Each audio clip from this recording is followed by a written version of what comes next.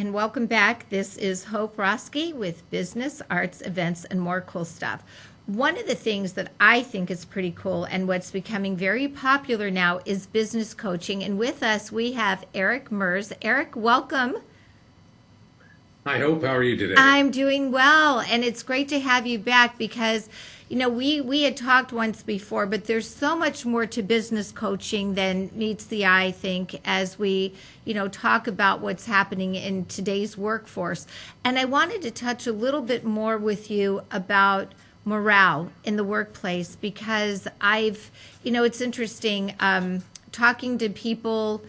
I'm hearing sometimes they can't hold on to employees, morale is low. What do you do to help with that, Eric? Well, I will tell you, if this pen was a silver bullet and you said that was going to solve all your problems, I would probably question you on that. There's not one solution here that fits all. That's why it's so complex and hard for employers to figure that out. Number one, we have a shortage of workers. I don't know where they all went, but since COVID, we haven't had the workforce that we used to have in terms of people looking for work.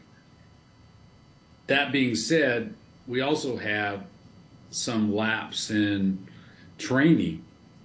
People just haven't been trained, the new people coming into the workforce. I think COVID really upset a lot of things in terms of technical training, education, and there's just a lot of things going against employers trying to get somebody on board, especially on the entry levels.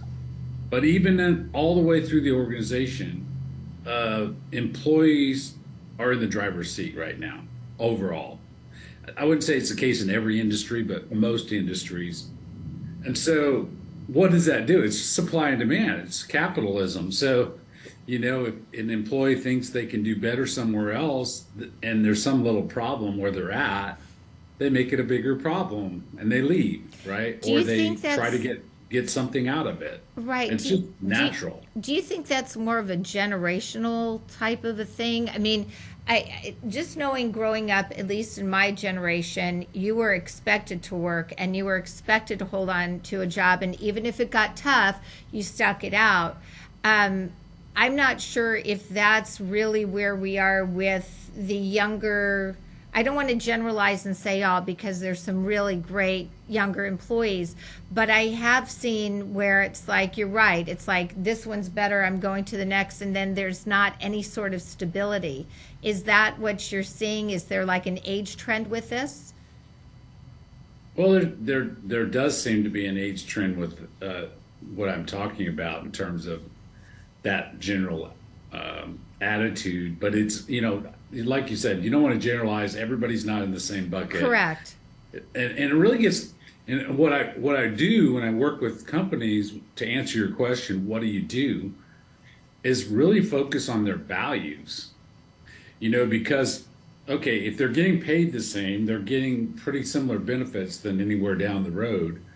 What's the difference between them, or why they're going to stay there and not look for something else?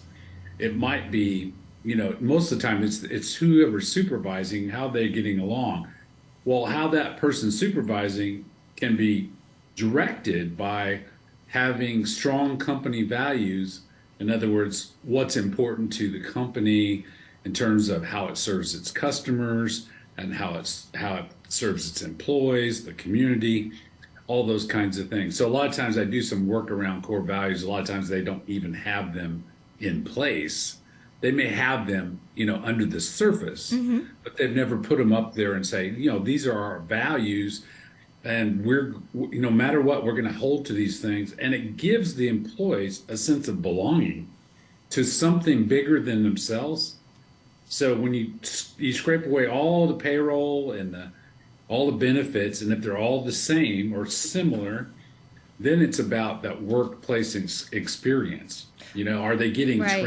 training and development? Training is not, they come in the first weeks and you show them what to do and then you turn them loose. But this is the case in a lot of places I go. It's like, when was the last time you trained them? Well, when we boarded them up here onboarded them about 2 years ago. they got their initial training. What have you done since? Right. Right. And the training is the opportunity to really treat people and not like AI robots. Well, and I think that's important too, and to have a mentorship, if you will, for that person coming in, because yes, employees seem to be in a state of, or employers are, they're desperate for the employees, but then it's then what is that employer doing to make sure that that person is mentored appropriately to keep them there? So do you have certain plans and strategies put into place for that as well? Well, certainly developing your staff, your executives, your middle managers, your supervisors, and the way they're treating people and handling, issues come up because they just come up in business and in life, right? So how they handle those situations is going to be really fundamental in the retention. We find that when we study, sometimes people say they went for the money, but really there was a reason they were looking, you know. And I You think know, it's important kind of for like people to kind of be like when you date right. with somebody that you have to, you can't just date them and then marry them and then forget them. You got to take care of them, or it's not going to work out very well. Well, it's Well, kind of the same thing. respect, treat others the way you want to be treated yourself. And I think that's a big part of it. And, you had talked about the purpose. What is the purpose? As a former educator, we always had a mission statement that every school was different, but we had all agreed as a staff, this is our mission statement, this is our purpose, and we lived to that, and we integrated it in with everything that we did in the classroom. And so what you're saying is that every business needs to have that mission statement. They need to have that purpose, correct? Yeah, absolutely, and that's going to help drive productivity, but it's also going to attract people because I think, regardless of what generation, people like to be part of something bigger than themselves for the most part. There are some people that are independent so much they don't want to be part of anything else, but that's very few and far between. Most of us are social people that, you know, need to work besides people, and when we work together with other people and accomplish great things, that's when we get our fulfillment, outside of, the negative things that go on. Those positive things can outweigh those negative things, and that's going to keep us coming back. So let me get to a little bit about you and how you integrate in. Do you work from home sometimes and do things virtually, or are you going in kind of more to really view as to what's going on location? Ideally, I'm going in and working with the people, like the leaders in the organization, supervisors, managers, working with them, but initially working with the owners to see where, what is their mission, their purpose, what are their values, and then start working with the individuals to develop them, the leaders in the organization that are going to actually be the people that are making contact with all these employees, developing those people to be able to handle that better and have better success working with those people. And sometimes I work with the line people too, that are actually doing the work, because we might be looking at processes, because sometimes that's another way to engage employees, is if you involve them in problem solving versus, I told you to do it that way, just do it. Right. Right. And then you can start getting ideas. I mean, many times there are company meetings, and it's important to have admin there, but do you ever suggest, bringing people in who are maybe down, like in the field, bringing those people in too to be a part of the decision-making process?